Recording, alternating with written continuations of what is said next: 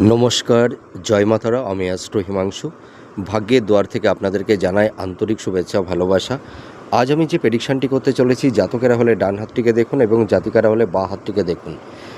আপনারা এই যে হাতের যে সাইনগুলো দেখতে পাচ্ছেন, এই ধরনের সাইন যদি কোনো জাতক জাতিকাদের হাতে থেকে থাকে, তাহলে তারা ভীষণ ধনবান হয়ে থাকে এবং ভীষণ ভাগ্যবান, ভাগ্যবতী এরা হয়ে থাকে। এদের জীবনে কখনো অর্থের অভাব এদের হয় না।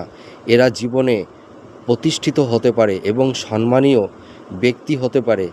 এদের জীবনে নাম, যশ, খ্যাতি, ঐশ্বর্য এরা কিন্তু সমৃদ্ধি লাভ করে থাকে। দেখুন, এই যে আপনারা লক্ষ্য করবেন, এই যে এইটা হচ্ছে ভাগ্যরেখা।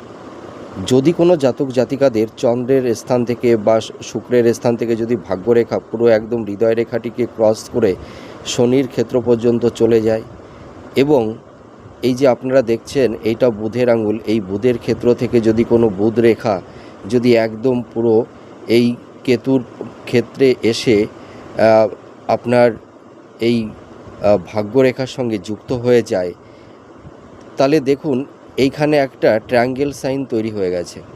তার মানে বুধ রেখা, হৃদয় রেখা আর ভাগ্যরেখা, এই তিনটি রেখা দ্বারা দেখুন এখানে একটা ট্রায়াঙ্গেল সাইন অর্থাৎ ত্রিভুজ চিহ্ন তৈরি হয়ে গেছে। এই ধরনের চিহ্ন যদি কোনো জাতক জাতিকাদের হাতে থেকে থাকে এই তিনটি রেখা দ্বারা, তাহলে এরা নিজের ক্ষমতায়, নিজের প্রচেষ্টায় এরা বাড়ি, ফ্ল্যাট, ভূমি এরা অবশ্যই কিনতে পারবে এবং বাড়ি তৈরি করতে পারবে একদম 100%। এবং আরেকটি জিনিস লক্ষ্য করবেন, এই যে রবির ক্ষেত্রে দেখুন রবি রেখার সঙ্গে এখানে একটা চতুর্ভুজ চিহ্ন তৈরি হয়ে গেছে, ঠিক আছে। আর এই বৃহস্পতির ক্ষেত্রে যদি এই ধরনের ক্রস সাইন থাকে বা চতুর্ভুজ সাইন থাকে বা স্টার সাইন থাকে, এই ধরনের চিহ্ন এই তিনটির মধ্যে যে কোনো একটি থাকলেই হবে, ঠিক আছে।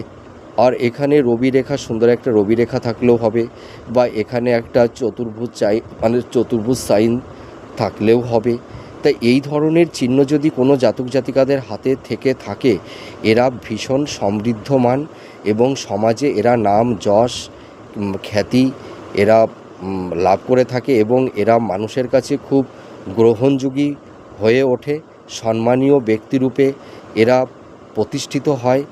আপনারা মিলিয়ে দেখুন এই প্রেডিকশানটি কতটা ম্যাচ করছে। নমস্কার, জয় মাতারা।